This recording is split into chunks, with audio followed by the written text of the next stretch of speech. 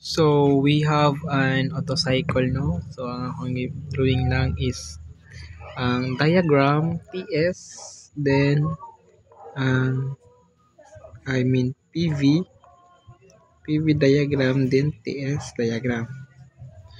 So, sana, no, wala na ko gi-copy question, a problem. So, ako basahon lang. Um, An autocycle operates on 0.1 pounds per second of air from 13 psi and 130 Fahrenheit at the beginning of compression. The temperature at the end of combustion is 5,000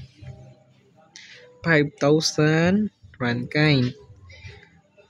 Compression ratio is 5.5 hot air stand K. So ang K nato na 1.3. Then find V1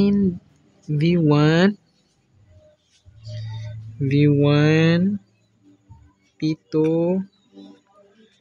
T2 P3 then V3 then T4 and P4. So kana then napay sa A ra ni siya puro. Then ang sa B we have heat added and heat rejected and work and efficiency. So first no kay magamit tag MRT. So first kay wala man tay V1 para to ang V1 asay gamit ang MRT. V1 MRT1 over P1. So sa mass we have 0.1 pounds per second. Then we have ang R na to is 53.34. Nasa gas constant siya. Ato makitaan. Then ang T1 na to we have 590 times natay P1 nga 13 psi pounds per inch squared. Then ato siya i-times og 144 inch squared inch squared. So natay answer nga ato siya itapag times cycle. So gitayop naman ako daan. So natay 1.681 feet cube per second na natay V1. So check. So pagkuha nato sa P2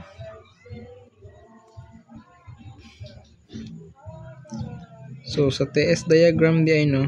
Sa TS diagram 1 to 2 is isentropic compression. So sa 2 to 3 natay constant volume addition of heat. Then 3 to 4 natay isentropic compression expansion. So 4 to 1 natay constant volume rejection of heat. So nga sa test diagram sa 1 to 2 is same ra gihapon. Then 2 to 3 mara gyapon constant volume then isentropic expansion constant volume rejection of heat rejection of heat. So pagkuan sa P2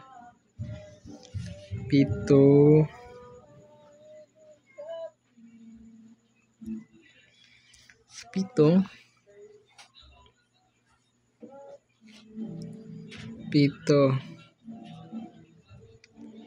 we have formula P1 B1 over B2 times K then equals P1 RK constant ratio of times to the power of K. So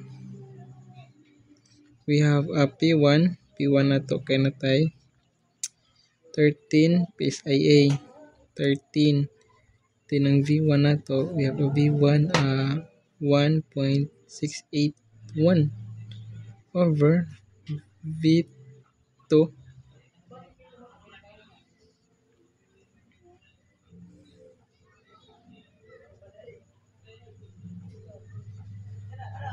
so V2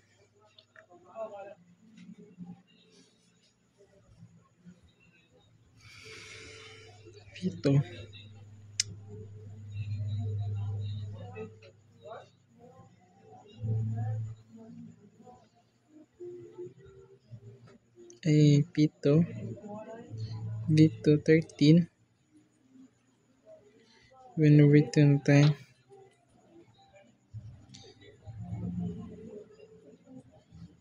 13 times RK natay 5.5 to the power of 1.3 cycle. Itong cycle natin ay answer nga 11.9.2 PSIA. So na natin answer sa dito T1 times B1 over V2 K minus 1 T1 RK K minus 1 is equals to, so T1 na tayo 590, then 5.5 1.3 is equals to 9 83 83.9 per Rankine. Rankine. So natin P1 T1 Oops. P2 T2 na tayo P1 T2 T2. Then sa T2 na tayo 523.9 Fahrenheit. V2 V1 over constant ratio 1.681 5.5 equals to 0.3056 feet cube per second.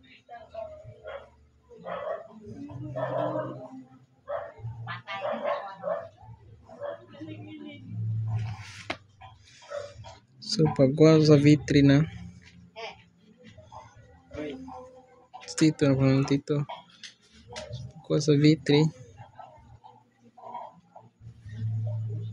equals 0.3056 feet squared per second. Then pagkuha sa P3 equals to T3 P2 over T2 equals 5,000 T3, then ang P2 is 119.2 983.9 ang T2. So, compute tandaan sa cycle na ko, no? Natin answer nga 605.8 PSIA. Then, no? Pagkuha sa T4 equals T3 V3 over B4 then K minus 1 T3 is 5,000 na siya 5,000 then 1 over 5.5 1.3 minus 1 equals to 998 Rankine. So T4 na 2538 Fahrenheit minus na siya 73. So kuha na to ang V3 we have V3, we have T4. Then sa P4,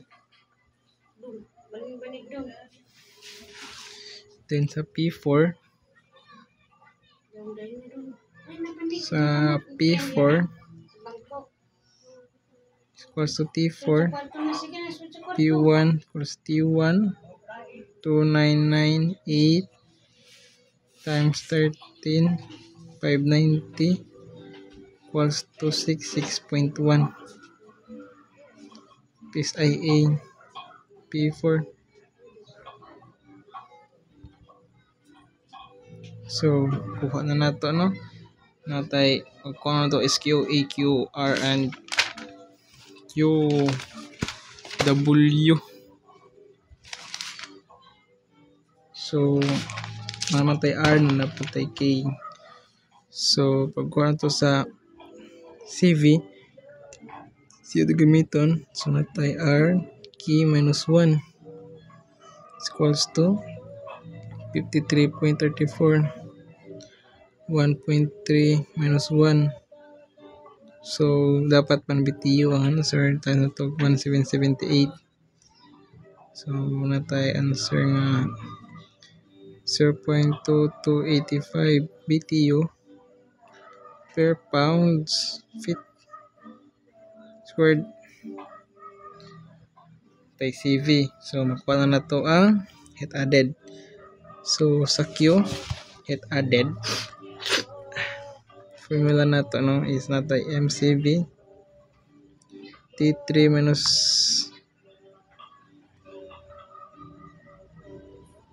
T2 minus T3 minus T3. So, natay 0.1 times 0.2285